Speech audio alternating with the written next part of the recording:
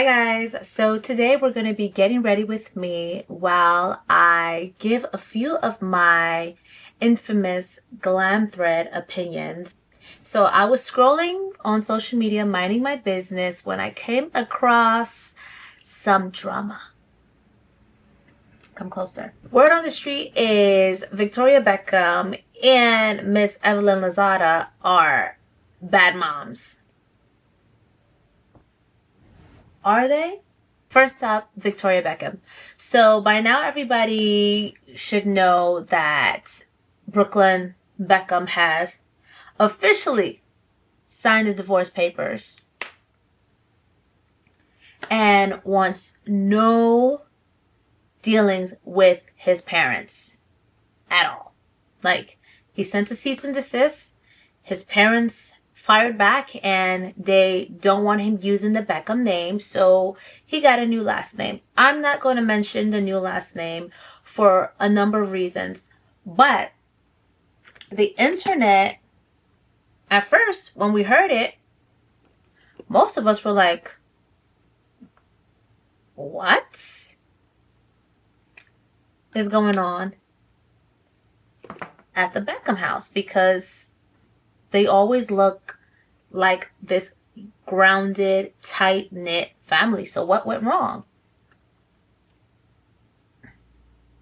A third party, i.e. his wife, is what went wrong.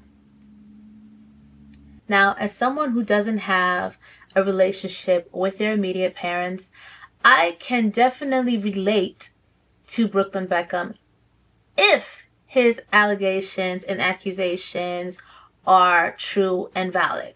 Allegedly, the third party's family is on the far right, and really red in this red, white, and blue. Okay, and that is why the family doesn't want any association with them, which is understandable. Protect the brand, Victoria Beckham. Protect it at all costs. Now, in a perfect scenario where Brooklyn Beckham is the victim, you would think that Victoria and David are this horrible set of parents that have no real good intent for their adult son's well-being. But in this case, I'm just gonna say it. He is being spoiled. Yep. He is spoiled. I don't know these people from Adam and Eve,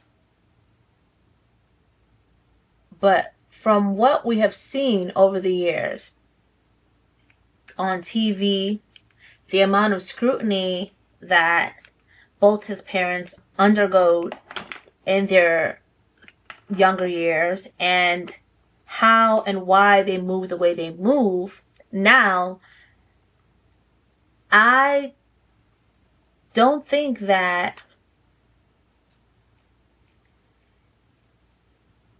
they would want anything that could possibly taint their name, their brand, their empire around them or around the family. And I think for the sake of press and the documentaries that both David and Victoria have released over the past year or so, because they released one last year, they released 2 documentaries in 2 consecutive years. One about David, then another one about Victoria, and who knows, they might make a third one now about the family as part of a PR move. I don't see why not. We got your attention. I say go for it. But I say this to say the brand in itself is the business. The name in itself, I mean, is the business, is the brand. So if that doesn't align with who you are, then it would be contradictory to be associated so closely with people who are on that side of the world, you know? Which is standard business. And I don't think that it's just business with David and Victoria. I think that they are very loving family from what I've seen, from what they have shown us. And I think we're in some very tough times as a society, whether you're here in the US or overseas, and being associated with anything that goes against the basic human rights of another individual that is much different from you, and you are a brand owner or CEO, it could be bad for business. Even if you align with them this much, like a pint size, you know? So I am team David and Victoria, okay? I am also team boundaries and standing up for yourself when it comes to your parents, because, you know, I'm currently living that right now without saying too much. But yeah, I'm not totally against it. I just don't think that in this case, in his case, is warranted. And, you know, I'm not Brooklyn Beckham, so I can't really speak for him, but I can only speak on what I see and what I'm hearing. And it's not looking good for you, buddy. It's not giving the reaction that you thought you would have gotten from the rest of us. I'm just saying. Yeah, so that is la primera madre, okay? The first mom. That is the first mom. That is horrible mom number one. I personally think Miss Victoria Beckham, stand on your ground. Put your foot down, because outside of him being your son, we really don't know what he does.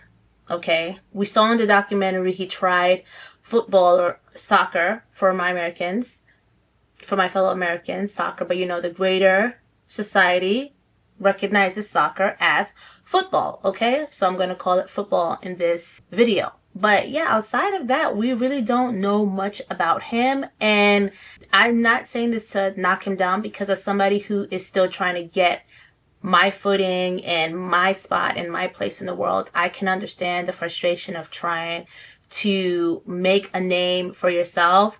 Even though I don't come from a wealthy family or a upper echelon name, I'm trying to build that for myself and for possible generations after me. So I understand the hurt that he may be feeling, trying to navigate this by himself and trying to make his wife happy, and also trying to create healthy boundaries between himself and his family. I totally get that. I respect that part, but it's just not given victim here. Brooklyn, I'm sorry. You're not the victim here, so far from what we've heard. I forgot to blend the brush. This new technique that I'm trying, I've seen it on Instagram. I forgot the name of the creator's name, but I'm going to post it in the video when I edit it. On to the next mother. Okay. Segundo madre, Evelyn Lozada, come to the front. Come to the front of the classroom, okay? Come to the front. Ven acá, okay? So, Miss Lozada has a podcast. She had one since last year, but it's only making waves again this year because she's having a sit down with her daughter and the father of her grandson, Mr. Jason Taylor, aka The Game. For those of us who were born in the 1900s, as Gen Alpha and the generation after Gen Alpha will call us, people born in the 1900s, we know The Game from G-Unit. He had some bops, but hasn't had a bop since, I don't know, right? But long story short, this podcast episode is going viral for all the wrong reasons. And the viewers like myself, we just can't help but notice that throughout this podcast, Miss Lozada, Señorita Lozada was not only doing the most, but also exposing her daughter in a not so nice way. Now let me explain what I mean by exposing her. She is basically exposing that she allowed her 30-year-old grown adult daughter to mess with a man that she knew was not good for him. But it almost seems like at the same time she pushed for it and she was in support of it from day one. And granted, her daughter is grown. There's nothing that Evelyn can say or do to force her daughter. Well, maybe, I don't even know. This is our first time like really hearing Shaniece really speak, like really open up this much. I'm sure she's done it before on the podcast in the prior years, but this is the first time that she's talking and we're actually like listening, or we care to hear what she has to say, because Evelyn has kept her out of our view all these years that she's been on Basketball Wives. Like, it's the daughters never really make a significant amount of camera time, if at all. I don't think I remember watching episodes prior where we see Shaniece like that. We only hear about her not on the show, but yeah. So hearing this conversation go on for I don't even know how long I was watching it. I was just sitting there. It was background noise because I was doing some like admin work on my laptop, trying to really organize my content creation. So much so that I didn't really have the time to really digest the interview, the podcast, the way I would if I were watching it solely for entertainment. Like, oh my gosh, this is so good, I have to watch it. No, that wasn't the case. So I watched it, and then I watched reactions of other people watching it. And then I'm like sitting here, I'm like, okay, well, I saw that too. The way Evelyn is talking about her daughter's relationship with the game is just too casual for me. It's almost like she was living through, or she's living through Shaniece, you know, because Evelyn's been a baddie her whole life. I give that to her. She's been a baddie her whole life. She's had quite the pick of litter of men. As far as like financially, character-wise, that is neither here nor for the debate. They're all trash. But, you know, she's always been, you know, good at getting the coin, even though that's not enough to get her proper suit. She's not letting go of being a baddie, and I'm here for it. You know, a baddie, there's no such thing as a retired baddie. Once a baddie, always a baddie, okay? I'm always here for women who are 40 and up and beyond, still looking good. Every time I see a woman older than me wearing heels in places that it's not required, I'm like automatic like salute, because you're doing it, okay? Because there's no such thing as a retired baddie. What is that? In this entire interview, it seems like Evelyn was reliving her glory days through her daughter. But only this time, this is not glory days for Shaniece, because she's finding out that 1, he had felony, 2, he wasn't really trying to be with her long term outside of just, you know, pumping and dumping and having a baby. Which, by the way, I just want to say, okay, as someone who is now 30, have no kids, not in a relationship, I'm so happy that I never allowed these men to manipulate me into having their kids. Okay, I'm not perfect. I've never had, you guys know this, for those of you who have watched and read my book, Mom, Memoirs of Manji, which, by the way, is turning 5 this year. We are turning 5 years old this year. I'm so gagged. I can't believe that I've been an author for about 5 years now, okay? It's the 5th anniversary. It's coming up in about 2 months, actually in about a month and a half, because you know, January is practically done. Hi there, my name is Manji Nadekbaka, and I'm just stopping by to let you know that today marks the 5th anniversary of my debut title, Mom, Memoirs of Manji. For a limited time only, you can buy my book for $5. Yes, $5 for a special anniversary sale all throughout 2026, exclusively on Amazon. Once again, $5 for 5 years. Please be sure to leave a review on Amazon. Let me know what you thought about the book. Let me know if it touched you in any way. Thanks again for your continued support. And if you haven't already, make sure you grab your copy of Mom, Memoirs of Manji. With that being said, like, I'm so happy that I walked away baby free each and every time that a relationship that wasn't good for me didn't go well, because I feel for her, even though, you know, like, there's this undertone of like, I'm a baddie, I'm the preference, you know, it can't happen to me. He's gonna put a ring on the finger, put it on and make him wanna marry me. Down and make him wanna marry me. Yeah. Put it on and make him wanna marry me. Yeah. Put it on and make me wanna marry me. Rashida. Even though there's that undertone, I feel for her, because the girl's voice is cracking. Like, you know, when I'm about to cry or when I'm suppressing my emotions, my voice gets really cracked up and almost hoarse.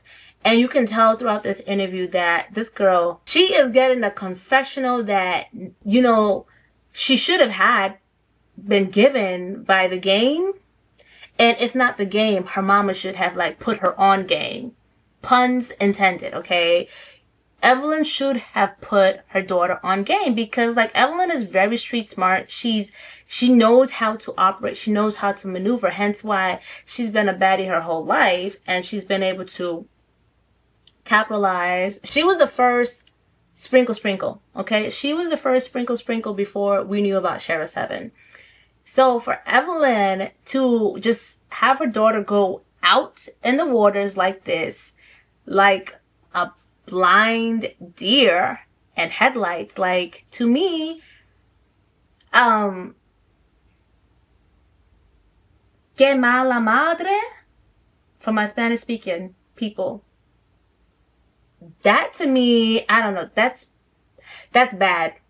That's bad motherhood. I'm not a mom, okay? I'm not judging moms, because we have seen that parenting doesn't come with a playbook, with instruction manual.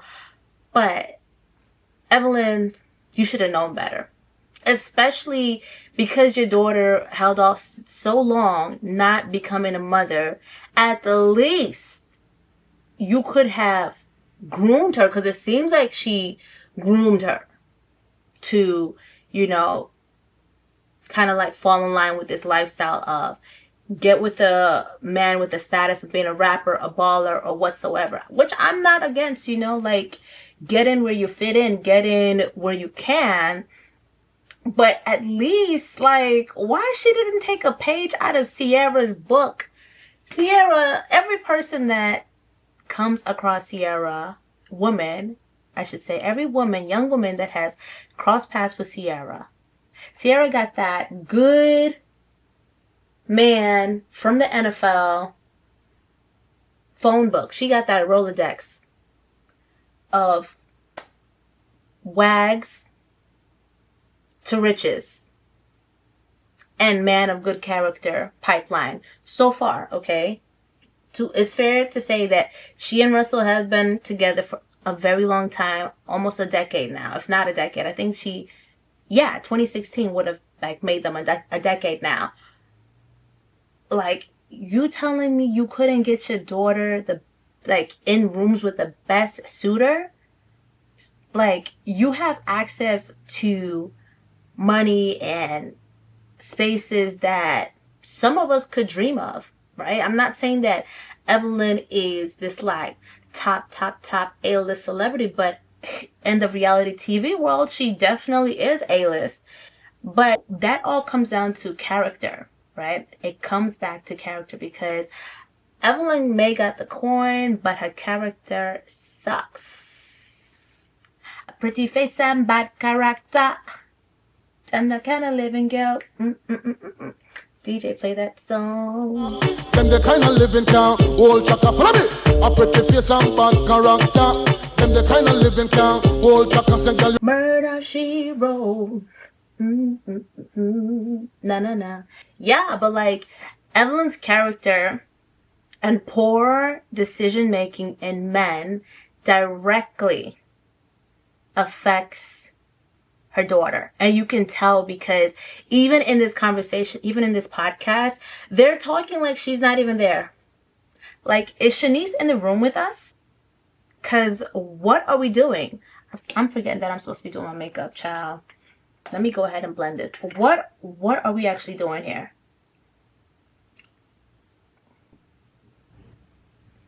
What are we doing?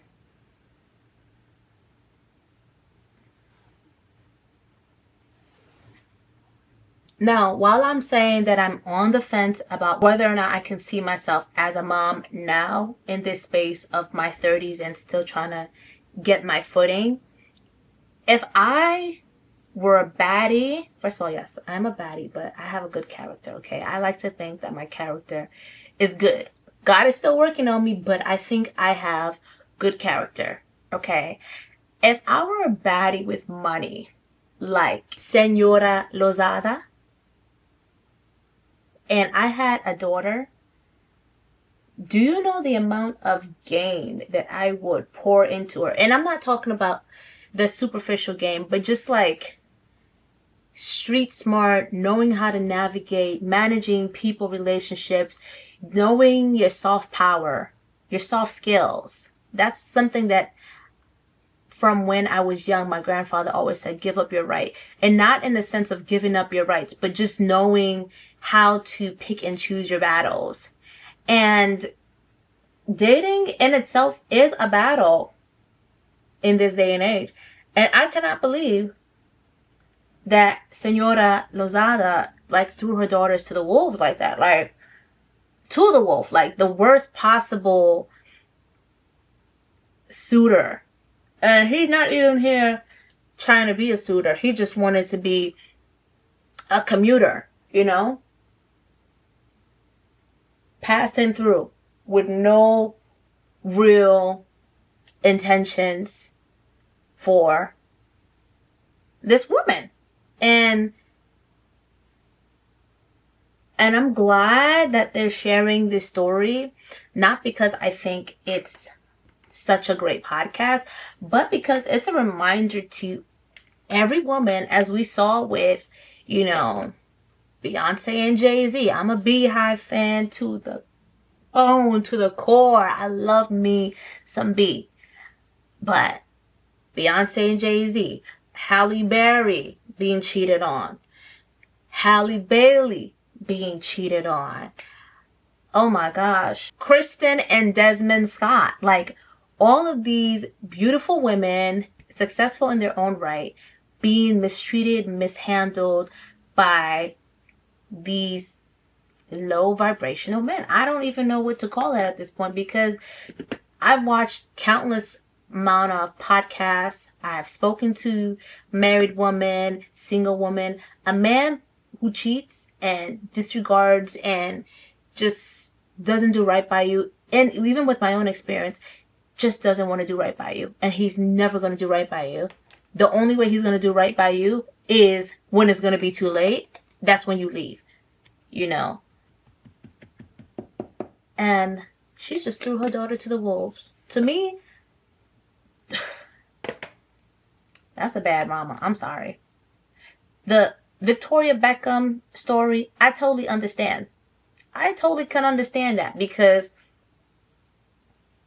it's not like they didn't set their son up for success from day one.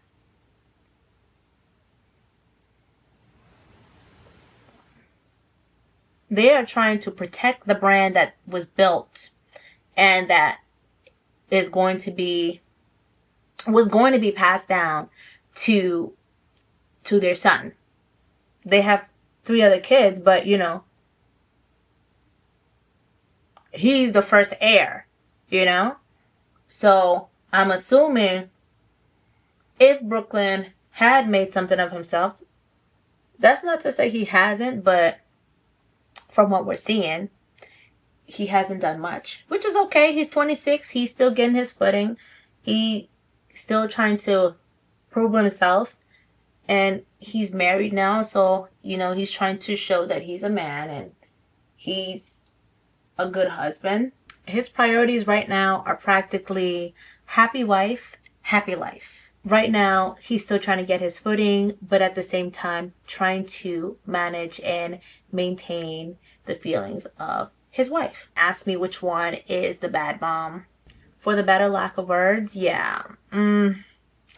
It's not looking so good for the left side, because Victoria's is very understandable. The other one, I just don't understand. I don't understand how you would put your child in that predicament or see them going in that direction and not try to steer them, or at least expose them to a better life than the one that you had. Like, I think in Evelyn's mind that she was putting her daughter on game, but she set her daughter up to be gamed. Like Shaniece said to Jason, you gamed me. And for her and I to be the same age, and for her not to have clicked and clocked this earlier on, it shows that she was sheltered in a way that only her mom, with whom she has a close relationship, would have been the guidance for her. And yes, to be fair, like, she's an adult. She could have very well told her mom, yeah, no, I'm not listening to you. Or she probably could have been like, she knows it all, which, you know, is very much possible, because we do that as kids. But at the same time, like, the game? Yeah, but that's pretty much my 2 cents. I'm gonna dust this off and finish my makeup off camera, and I'll come see you guys.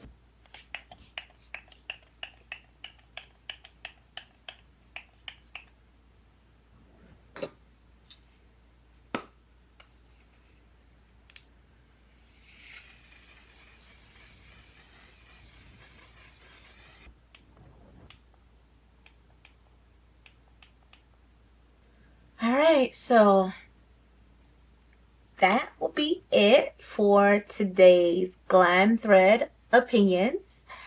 Just a friendly reminder, everything discussed in today's video is strictly my opinion and based off of what I perceived to be happening.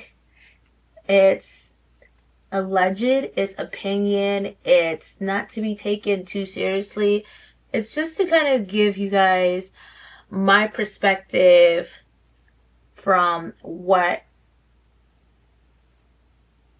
was shown and what I saw. So with that being said, let's get into this look. Do we love? This hair is Burmese curly hair from Nadula Hair Company. This is week 3 of me rocking this hair, and I'm absolutely in love with the curl pattern on there. So All the products that I used on my face, and of course this luscious wig, will be available directly in the description section of this video. Make sure you like, love, subscribe wherever you're watching from. I have been abandoned, okay?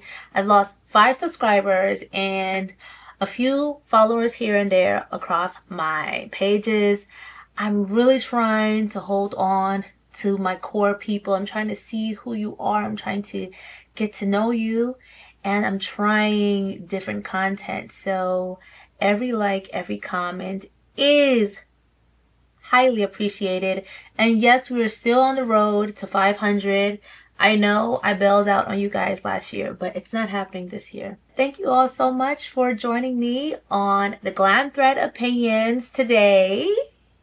I'm so happy that I am bringing this series to YouTube. I started it on my TikTok, and every now and then I drop in, but I really want to test this out on YouTube. So thank you guys for giving me a chance and opportunity, and stay tuned for the next video. Also, I just wanted to share with you all that I joined Sierra Leoneans Killing It, the team. I'm one of the marketing and social media managers over there, so show love to that page. I'm so excited to be a part of telling the stories of Sierra Leoneans across the diaspora and on the continent. So stay tuned, stay loaded, and thank you again for the love. See you next time. Bye.